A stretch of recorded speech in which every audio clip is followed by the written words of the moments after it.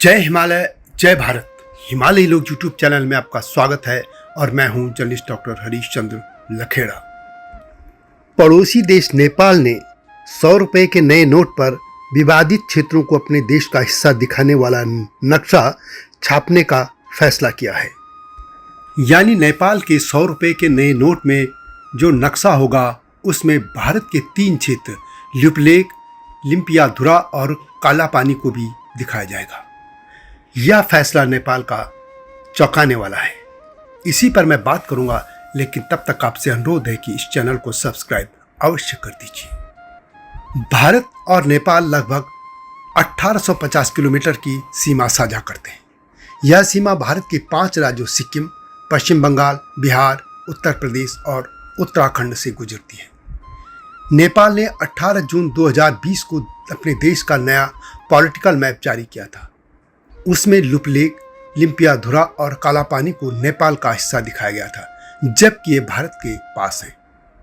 इससे पहले 8 मई 2020 को भारत के रक्षा मंत्री राजनाथ सिंह ने धारचूला उत्तराखंड से लिपुलेख चीन सीमा तक सड़क मार्ग का उद्घाटन किया था और यह रोड कैलाश मानसरोवर तक के लिए बनी है। यानी कैलाश मानसरोवर जाने वाले यात्री भारत सीमा तक इस रोड से जाएंगे। तब नेपाल की चीन की समर्थक सरकार ने अतिवाद करते हुए बाद में नेपाल का नया नक्शा जारी कर दिया था। जिन क्षेत्रों पर अंतर्राष्ट्रीय मान्यता प्राप्त नहीं है, नेपाल उसे अपने नक्शे में दिखा चुका है और अब नोट में भी छापने जा रहा है। कहीं यह उसके लिए जल्दबाजी फैसला न हो जाए और उसे बाद में पछताना न पड़े। बहरहाल बात करते हैं कि यह विवाद क्या है। इस विवाद की जड़ नेपाल में माओवादियों की सरकार है। वैसा कालापानी और लिपुलेख संघर्ष की उत्पत्ति सुगौली की संधि से हो गई थी, जिस समय दिसंबर 1815 में नेपाल और ब्रिटिश सरकार के बीच हस्ताक्षर हुए थे और एंग्लो नेपाली युद्ध यानी जो 1814 से 1816 तक हुआ था, उसकी समाप्ति के बाद ईस्ट इंडिया कंपनी और नेपाल सरकार ने मार्च 1816 में इसकी पुष्टि कर दी थी। सुगौली संधि के अनुच्छेद 5 के अनुसार काली नदी के पश्चिम में भारत का क्षेत्र है। इस संधि में काली नदी यानी शारदा या महाकाली नदी के उद्गम स्रोत का उल्लेख नहीं किया गया है और यहीं से यह विवाद शुरू हुआ। नेपाली सीमा विशेषज्ञों का दावा है कि 1827 और 1856 में तत्कालीन British surveyor general of India के प्रकाशित मानचित्रों के अनुसार कालापानी क्षेत्र को स्पष्ट रूप से नेपाली क्षेत्र में दर्शाया गया है। यह उनका दावा है। नेपाल का यह भी दावा है कि काली नदी का स्रोत लिम्पियाधुरा में है, इसलिए काली नदी के पूर्व में कालापानी और लिपुलेख नेपाल का हिस्सा हैं। यानी कालापानी के पश्चिम में बहने वाली नदी मुख्य काली नदी है जो लिम्पियाधुरा से निकलती है। राजवंश के दौरान यानी जो नेपाल का राजवंश था उसमें 1903 के दौरान प्रकाशित चीन के पुराने एटलस मानचित्र में चीनी अक्षरों में लिम्पियाधुरा को काली नदी के स्रोत में दिखाया गया है। यह उनका दावा है। मानचित्र में नदी के उत्तर पूर्वी भाग के लिए नेपाल शब्द अंकित किया है। यानी नेपाल के सत्ताधारियों को अब भारत से ज़्यादा चीन पर ज़्यादा विश्वास है। वास्तव में यह क्षेत्र कुमाऊं के चंद राजाओं का हिस्सा था, जो कि बाद में ब्रिटिश शासन के तहत आ गया था। दूसरी ओर भारत का दावा है कि कालापानी के दक्षिण में पंखागढ़ नाम एक छोटी नदी और कालापानी क्षेत्र के पूर्व की ओर की जो पर्वत श्रृंखला है वही वास्तविक सीमा है, इसलिए कालापानी क्षेत्र भारत का हिस्सा है। भारत इसके लिए कुमाऊं उत्तराखंड में अंग्रेजों के शासनकाल में के टैक्स यानी कर का जो रिकॉर्ड है और अन्य प्रशासनिक दस्तावेज हैं वह भी प्रस्तुत करता रहा है और कालापानी को उनके उत्तराखंड के पिथौरागढ़ जिले का हिस्सा ही मानता है और वह है भी, यह भारत के कब्जे में ही है। यह विषय कभी इतना बड़ा विवाद का मुद्दा नहीं बना था, परंतु नेपाल में राजशाही के विदा होने और माओवादियों की सत्ता में आने के बाद मामला बिगड़ता चला गया। भारत ने 2022 में जब लिपुलेख दर्रे से होकर सड़क बनाई तो नेपाल सरकार ने लिपुलेख, कालापानी और लिम्पियाधुरा क्षेत्रों पर अपना दावा दिखाते हुए अपने नए राजनीतिक मानचित्र को मंजूरी दे दी और उसे प्रकाशित कर दिया। भारत ने इस कदम को अनुचित मानचित्रण दावे के रूप में माना और इसकी निंदा की। लिपुलेख दर्रा प्राचीन तीर्थ मार्ग है जिसका उपयोग कैलाश मानसरोवर यात्रा पर जाने के लिए किया जाता है। 1962 के भारत चीन युद्ध के बाद भारत ने इस मार्ग को बंद कर दिया था और पहले यहाँ तिब्बत के साथ व्यापार भी होता था और वह भारत के भोटिया शौकिया लोग करते थे। तिब्बत से यह व्यापार तो बंद हो गया, लेकिन मानसरोवर कैलाश पर्वत जाने का यह मार्ग बना रहा। यहाँ पैदल जाते थे और अंत में मई 2020 में भारत सरकार ने यहाँ पर 22 किलोमीटर लंबी सड़क का निर्माण किया और इससे कैलाश मानसरोवर तीर्थयात्रियों के लिए यह मार्ग सुगम होता चला गया। इससे पहले नवंबर 2019 में भारत ने अपना जो नक्शा जारी किया था उस पर नेपाल को आपत्ति हो गई। इस मानचित्र में पहले की तरह काला पानी क्षेत्र भारत के नक्शे में था या पहले से ही था। अब इसका यदि हम राजनीतिक और ऐतिहासिक और तमाम पक्ष देखें तो इसमें यह है कि नेपाल का दावा है कि कुटी यांकटी नदी मुख्य काली नदी है। यह वर्तमान भारत तिब्बत सीमा पर लिम्पियाधुरा दर्रे से निकलती है और गुंजी तक बहती है। नेपाल के अनुसार इस नदी के पूर्व के सभी क्षेत्र 1816 की सुगोली संधि के तहत नेपाल का हिस्सा होना चाहिए।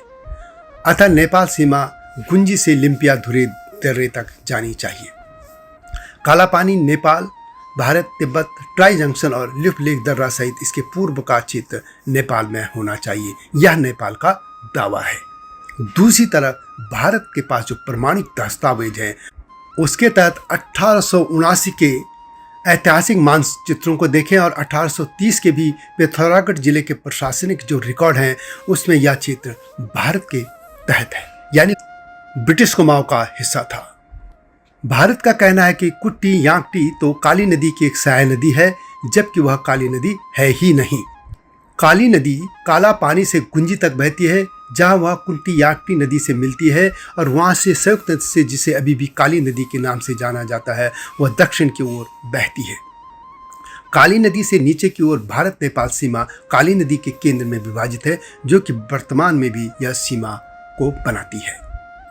इसलिए लिपुलेख दर्रे को काली नदी के पूर्व और इसलिए नेपाल का हिस्सा नहीं माना जा सकता है, क्योंकि यह नदी के उद्गम से भारत की ओर है। सुगोली संधि नदी के पश्चिम और पूर्व के क्षेत्रों को संदर्भित करती है, इसलिए लिपुलेख दर्रा परिभाषा के अंतर्गत नहीं आता है।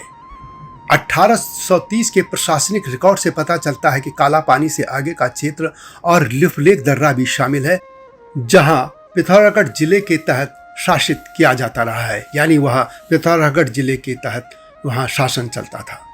भारत के सर्वे जनरल ऑफ इंडिया 1879 मानचित्र में काला पानी को भारतीय क्षेत्र के रूप में दिखाते हैं।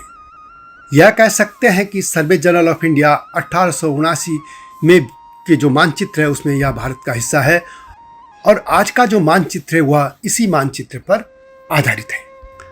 इस क्षेत्र में 1924 के ब्रिटिश मानचित्र में भी यह देख सकते हैं।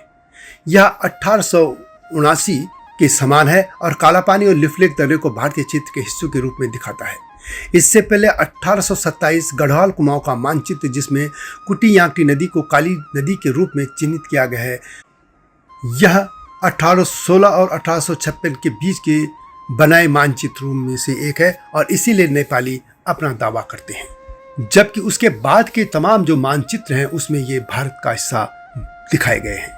नेपाल सरकार के जारी नए आधिकारिक मानचित्र को देखो तो यह एक बाहर निकला हुआ क्षेत्र लिम्पियाधुरा गुंजी अक्ष के पूर्व का क्षेत्र दिखाता है, जिसे नेपाली क्षेत्र में जोड़ा दिखाया गया है, जबकि यह पुराने मानचित्र में आप देख सकते हैं यह कहीं भी ऐसा मानचित्र नहीं दिखता है, जबकि कुछ मानचित्र में तो भारत का हिस्सा नेपाल की तरफ दिखता है।